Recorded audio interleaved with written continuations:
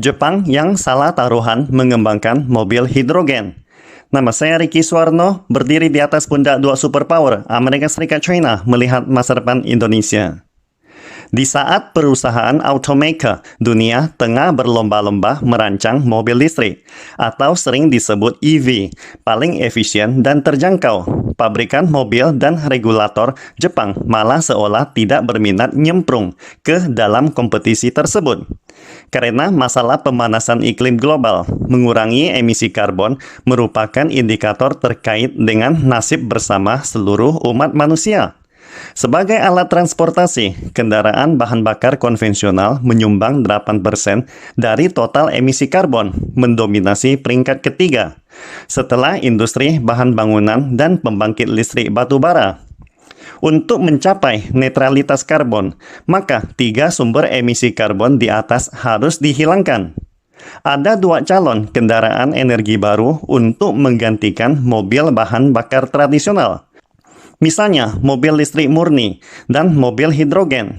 China, Amerika Serikat, dan Uni Eropa sepakat memilih mobil listrik sebagai arah pengembangan arus utama kendaraan masa depan. Namun, Jepang tersendiri justru bertaruh pada mobil hidrogen, karena Jepang memiliki lebih dari 90% hak paten kendaraan energi hidrogen di dunia. Kendaraan hidrogen Jepang dibagi menjadi 2 jenis. Pertama, mesin pembakaran dalam menggunakan hidrogen, dan yang lainnya adalah sel bahan bakar hidrogen. Jepang memproduksi mobil bervolume rendah secara tersendiri sejak tahun 1907. Setelah 100 tahun pengembangan, Jepang telah mencapai kekuatan puncak yang belum pernah terjadi sebelumnya dalam mobil mesin bensin dan mesin pembakaran dalam. Jepang memiliki tim desain, produksi, dan eksperimen yang sangat besar untuk kendaraan mesin pembakaran dalam, sehingga penggantian diesel dan bensin dengan bahan bakar hidrogen hanya memerlukan sedikit perubahan pada mesin aslinya. Dalam hal manufaktur, Jepang tidak perlu menjalani peningkatan industri yang sangat besar untuk memonopoli mobil hidrogen. Struktur industri mobil Jepang tidaklah sama dengan Eropa dan Amerika Serikat. Ada banyak perusahaan pemrosesan suku cadang kecil di bawah pabrik-pabrik besar ini. Sebagian perusahaan pemrosesan suku cadang mereka hanya beberapa orang dan dijalankan oleh satu keluarga, diwarisi dari ayah ke anak dengan tingkat profesionalisme yang sangat tinggi, mengumpulkan banyak akumulasi teknis dan menghasilkan aksesori yang sangat baik. Jika Jepang ingin membalikkan arah industri mobilnya, itu setara dengan melakukan penyesuaian terhadap struktur seluruh perekonomian nasional.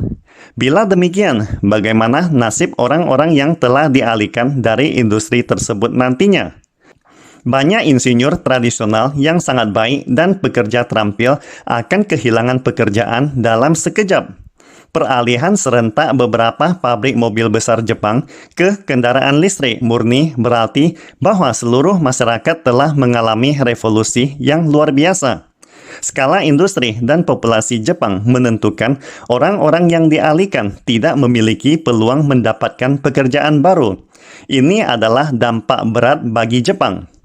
Sebenarnya, Jepang telah mulai menjajaki jalan kendaraan listrik.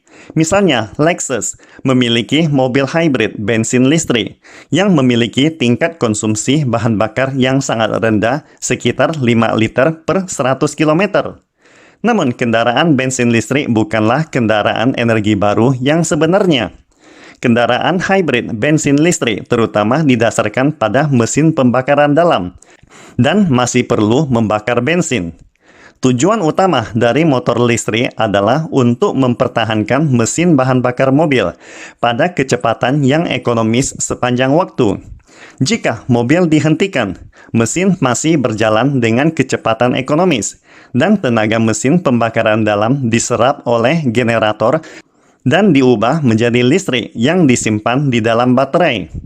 Kendaraan hibrida bensin listrik semacam itu tidak dianggap sebagai kendaraan energi baru di China, karena hanya kendaraan hibrida plug-in yang bisa mendapatkan plat hijau.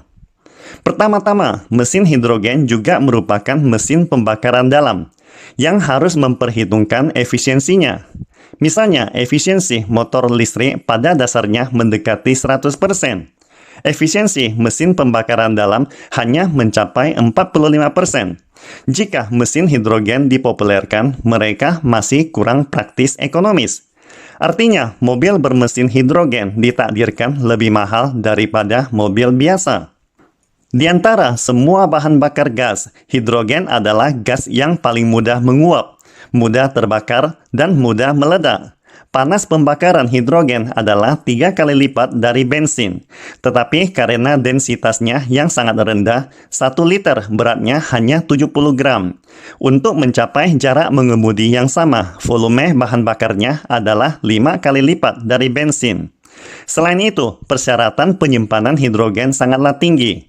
Bagian internal yang bersentuhan dengan hidrogen harus terbuat dari bahan khusus yang jauh lebih tinggi daripada persyaratan kotak bensin. Di samping itu, hidrogen adalah gas tidak berwarna dan tidak berbau. Bila sekali bocor, kita tidak dapat menciumnya sama sekali. Namun, masalah terbesar adalah masalah hidrogenasi. Menurut standar nasional China, jarak aman minimum antara stasiun pengisian bahan bakar bensin dan area perumahan adalah 12 meter. Tetapi jarak aman minimum antara stasiun pengisian bahan bakar cair dan area perumahan adalah 50 meter.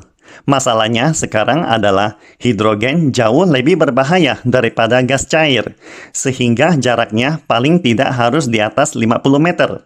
Artinya, di sekitar stasiun pengisian bahan bakar hidrogen, tidak boleh ada daerah pemukiman dalam lingkaran diameter 100 meter. Ini berarti titik pengisian bahan bakar mobil hidrogen akan sangat terbatas dibandingkan pengisian ulang mobil listrik yang dapat ditempatkan di mana saja. Sebelum konflik Rusia-Ukraina, Eropa dan Amerika Serikat berkomitmen untuk sepenuhnya melarang penjualan mobil bensin pada tahun 2035. Namun, belum lama ini, mereka telah membatalkan komitmennya untuk kembali menggunakan bahan bakar konvensional. Sebaliknya, Provinsi Hainan, China telah menetapkan larangan penjualan kendaraan bahan bakar bensin pada tahun 2030. Saat ini, industri manufaktur mobil Jepang telah mempekerjakan 5,4 juta pekerja industri. Pengembangan mobil hidrogen hanya untuk mencegah runtuhnya industri mobil Jepang sebelum larangan penjualan kendaraan konvensional diberlakukan. Oleh karena itu, pemerintah Jepang mempelajari mesin pembakaran dalam berbasis hidrogen dan kendaraan sel bahan bakar berbasis hidrogen. Jepang sebenarnya sangat cemas dalam persaingan mobil listrik, karena mereka telah salah taruhan mengembangkan mobil hidrogen dan sekarang hampir sepenuhnya kehilangan daya saing mobil listrik. Tantangan terbesar saat ini bagi perusahaan mobil Jepang adalah menjaga agar pekerja industri yang memproduksi mesin pembakaran dalam tidak terputus dan secara bertahap beralih ke kendaraan listrik. Singkatnya, kendaraan hidrogen adalah produk transisi Jepang yang hanya cocok untuk jalan raya Jepang sendiri. Karena mesin berbahan bakar hidrogen dapat mempertahankan sebagian besar teknologi canggih dan kelompok pekerja terampil sebelumnya.